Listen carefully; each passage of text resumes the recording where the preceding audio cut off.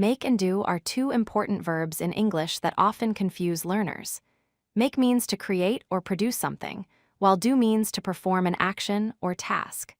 Understanding the difference between these verbs will help you speak English more clearly and naturally. The verb make is used when you create or produce something. For example, you can make a cake or make breakfast. The verb do is used when you perform an action or task without necessarily creating something. For example, you can do the dishes or do homework. Here are some examples using the verb make. You can say make a cake when you bake a cake or make breakfast when you cook the morning meal.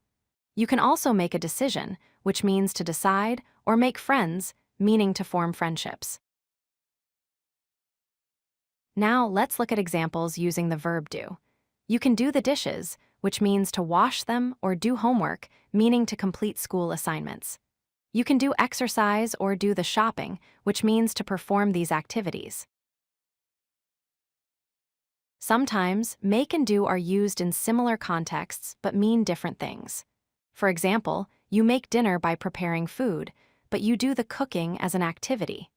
You can make a noise by producing sound, or do the laundry as a task to clean clothes.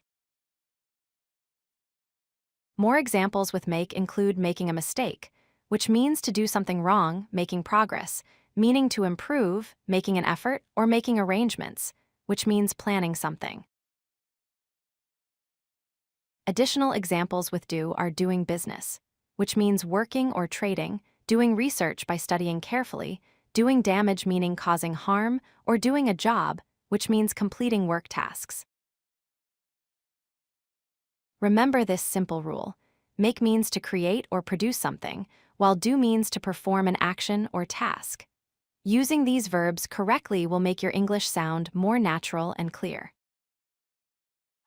If you like this video, hit that like button and don't forget to subscribe.